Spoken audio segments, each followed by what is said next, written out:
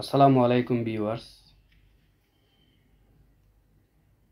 আজকে আলোচনা করব আমি ওসিয়ত বা উইল কি।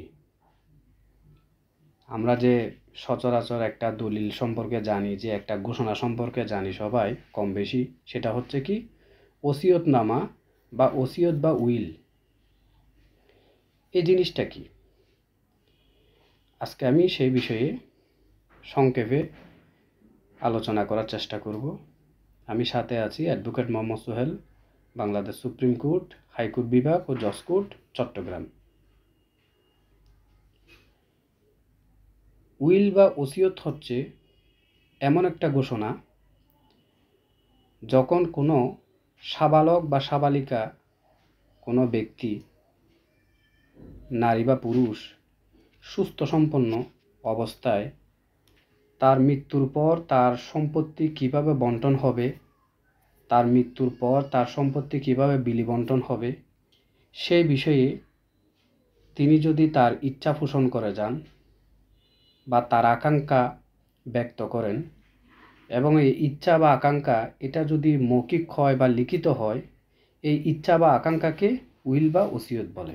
অর্থাৎ মৃত্যুর পূর্বে কোনো ব্যক্তি তার সম্পত্তি কিভাবে বণ্টিত হবে, কিভাবে বণ্টন হবে, সেই বিষয়ে মৃত্যুর পূর্বে কোনো ব্যক্তি যদি কোনো ঘোষণা করে যান, সেটা মৌখিক হোক বা লিখিত হোক, সেটাকে উইল বা ওসিয়ত বলে। এখন ওসিয়তটা কিভাবে হয়, এটা মৌখিকও হতে পারে, এটা লিখিতও হতে পারে। তবে যদি মৌখিক ওসিয়ত হয়, সেক্ষেত্রে ওই ওসিয়তটা প্রমাণ করা অনেক কষ্টসাধ্য ব্যাপার, এবং যিনি ওসিয়তটা করে গেছেন উনি ওসিয়ত করার সময় ওনার আশেপাশে যারা উপস্থিত থাকবেন, ওনারা যদি মৃত্যুর পরে যদি ওই ওসিয়তটাকে যদি সাপোর্ট করেন, সমর্থন করেন, সেক্ষেত্রে ওই মৌখিক ওসিয়তটা বৈধ হবে এবং কার্যকর করা সহজ হবে। আদারওয়াইজ এটা কার্যকর করা সহজ হয় না। তাহলে এটা হচ্ছে মৌখিক ওসিয়তের ক্ষেত্রে। এখন ওসিয়ত লিখিত করা যায় কি না? হ্যাঁ, ওসিয়ত লিখিত করা যায়, উইল লিখিত করা যায়। তবে যদি ওসিয়তটা লিখিত হয়, সেক্ষেত্রে এই ওসিয়তটা রেজিস্ট্রি না করলেও কিন্তু আপনার ওসিয়তটা টিকবে, বৈধ হবে, কারণ ওসিয়তনামা রেজিস্ট্রি করা বাধ্যতামূলক না। তবে বর্তমান জায়গা সম্পত্তির মূল্য বৃদ্ধি পাওয়ার সাথে সাথে বিভিন্ন ধরনের জটিলতা সৃষ্টি হয়। এই জন্য ওসিয়তনামা যদি লিখিত হয়, তাহলে এটা রেজিস্ট্রেশন আইনের বিধান অনুযায়ী রেজিস্ট্রি করা অত্যন্ত জরুরি বলে মনে করি। এখন কথা হচ্ছে, একজন ব্যক্তি সর্বোচ্চ কতটুকু সম্পত্তি ওসিয়ত করতে পারে? একজন ব্যক্তি 1/3 বেশি সম্পত্তি ওসিয়ত করতে পারে না, এটা আইনের বিধান। অর্থাৎ একটা সিলিং আছে। অন্যান্য দলিলের ক্ষেত্রে কোনো সিলিং নাই, কিন্তু ওসিয়তনামার ক্ষেত্রে, ওসিয়তের ক্ষেত্রে একটা সিলিং আছে। আপনি 1/3 বেশি ওসিয়ত বা উইল করতে পারবেন না। যদি আপনি করেন, 1/3 বেশি উইল বা ওসিয়ত করেন, সেক্ষেত্রে আপনার পরবর্তী যারা ওয়ারিশ আছে, ওনারা যদি সেটা সাপোর্ট করে তাহলে টিকবে, আর যদি সাপোর্ট না করে তাহলে 1/3 বেশি উইলটা কার্যকর হবে না। একটা শিশু এখনও জন্ম লাভ করে নাই, এখনও ভ্রূণ মাত্র। এখন আপনি অনাগত সন্তানের বরাবর উইল করতে পারবেন কিনা?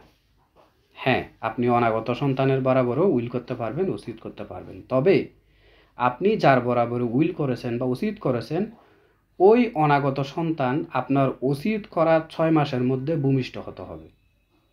আমি আবার বলি, আপনি যে অনাগত সন্তানের বরাবর উইল করেছেন, আপনি উইল করার সময় তার কোনো অস্তিত্ব নাই, কিন্তু ওই অনাগত সন্তানটি আপনার উইল করার 6 মাসের মধ্যে জন্মলাভ করতে হবে।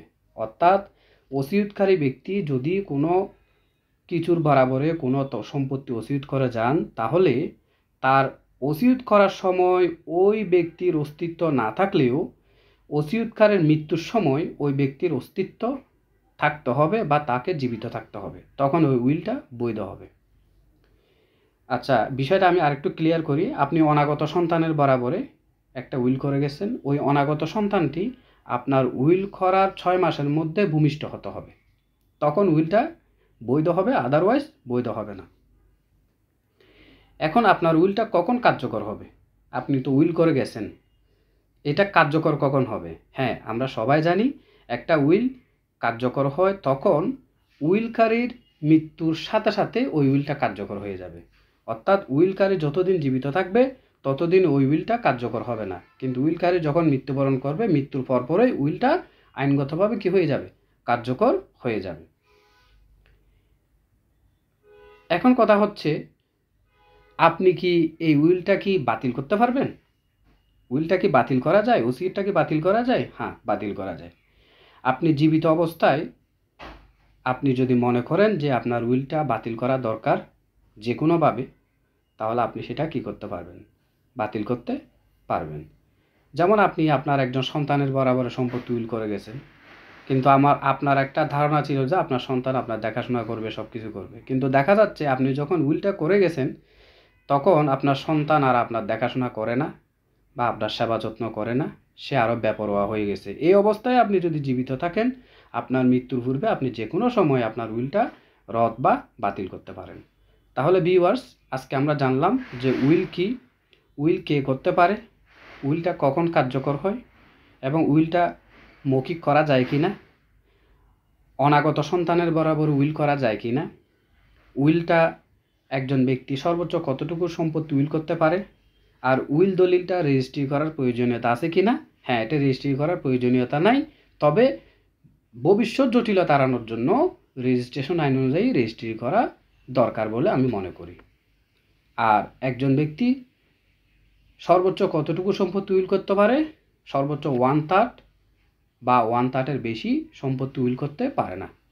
তাহলে আজকে এ পর্যন্ত ভিউয়ার্স, ভালো থাকবেন, সুস্থ থাকবেন, আর আমার এই ভিডিওটা অন্যরা দেখার জন্য শেয়ার করবেন। আসসালামু আলাইকুম ওয়া রাহমাতুল্লাহ।